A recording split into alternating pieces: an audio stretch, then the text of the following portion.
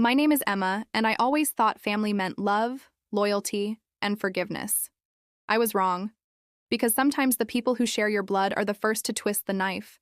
The day my sister walked down the aisle, in my wedding dress, under my wedding lights, on my date, I didn't cry. I smiled. If you've ever been betrayed by someone you loved, a sibling, a friend, anyone, hit that subscribe button. Like this video if you believe karma always circles back. Because this isn't just a story about revenge, it's about reclaiming the parts of yourself they tried to steal. Growing up, my sister Claire and I were inseparable. She was the golden one. Perfect hair, perfect smile, perfect grades. And I was the quiet one, the listener, the helper, the shadow in her light. Mom always said, "You girls will be each other's best friends forever."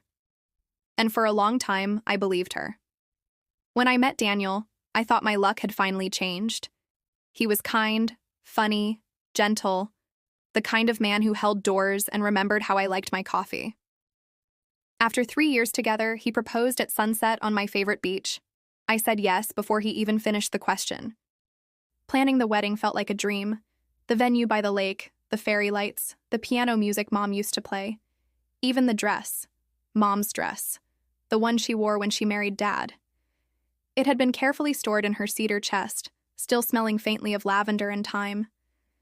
When I told Claire I was wearing it, she smiled, too wide. "That's brave of you, Em. It's a bit old-fashioned, don't you think?" I laughed it off. But her tone lingered in my head. A month later, I got sick. Nothing serious, just the flu. I spent a week in bed, barely checking my phone. When I finally opened it, there were dozens of missed calls from friends, texts asking, "Are you okay with this?" And, "Is this true?" Confused, I scrolled through my social media feed, and there it was, Claire, smiling in my venue, standing under my lights, announcing her engagement to Daniel. The caption? "Found my soulmate in the most unexpected place." My breath left my body. My hands shook so hard I dropped the phone. At first, I thought it was a cruel joke, but the more I read, the clearer it became. She hadn't just stolen my fiancé, she had taken everything. My wedding date, my vendors, my dress design, even my playlist. When I confronted her, she didn't deny it. Instead, she tilted her head and said softly, "Emma, you were never really right for Daniel. You're sweet, but too simple. He needs someone like me." I wanted to scream, but I didn't. Because I saw something in her eyes, a spark of arrogance, of certainty, that told me one thing. She thought she'd won. I stopped eating for a while, stopped talking to people. My father tried to comfort me, but even he seemed torn. "She's your sister," he said, as if blood excused betrayal. Then, one night, as I was packing away my unused wedding decorations, I found an old letter tucked inside the box of place cards. It was written by Mom before she passed away.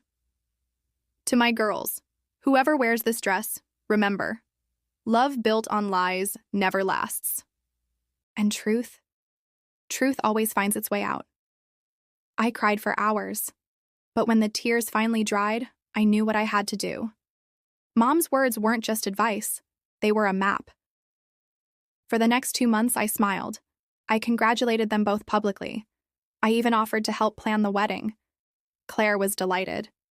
"See, I knew you'd come around," she said, hugging me with fake warmth. I played the part, the supportive sister, the forgiving one. But behind that smile, I was gathering information. Because there's something Claire didn't know about Daniel. Before he met me, he'd been involved in a business scandal, a lawsuit. Nothing was ever proven, but I had the paperwork and emails that showed his hands weren't clean. He'd told me about it once, late at night, terrified it would ruin his reputation. I promised to keep it secret, and I had, until now. So I made a little wedding gift, a beautiful white leather album titled Memories of Love. Inside, I placed a collection of photos, letters, and one small USB drive. The drive contained every email, every transaction, every lie. Proof that Daniel had defrauded a former client, a client who just so happened to be one of Claire S. bridesmaids' fathers. The album went to the gift table with the others. And then, I waited. The morning of the wedding, the air was thick with summer heat and pretense. Claire looked radiant in Mom's dress. I'll admit, it stung to see her wearing it. But when she twirled in front of the mirror, I saw it. A faint tear at the seam, a thread pulling loose. It was poetic, really.